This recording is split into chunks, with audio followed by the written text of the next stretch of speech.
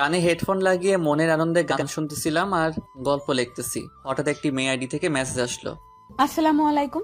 আমি কোনো রিপ্লাই দেই নাই, মনে মনে সালামের উত্তরটা নিলাম। মেসেজের রিপ্লাই দেই নাই কারণ আমার অনেক বন্ধু আছে আমার সাথে ফেক আইডি দিয়ে আমার সাথে মজা করে, আর মেয়েদের মেসেজ পেলে ছেলেরা তো পুরাই আকাশে উঠতে থাকে।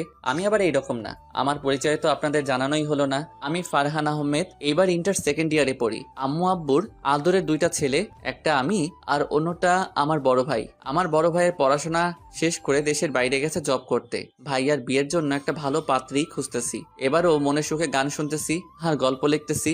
একটু পর মেয়েটি আবার মেসেজ দিল। কেমন আছেন? জি আলহামদুলিল্লাহ ভালো, আপনি? জি আলহামদুলিল্লাহ ভালো আছি। আপনার কি বেশি অ্যাটিটিউড? কেন হঠাৎ এই কথা বললেন? মেসেজের উত্তর দিচ্ছেন না কেন? একটু কাজে ব্যস্ত ছিলাম। ও, আপনার বাসা কোথায়? রাস্তার সাথে। আর আপনার? ঢাকা। মজা করেন না, বলেন। আমার মজা করতে ভালোই লাগে।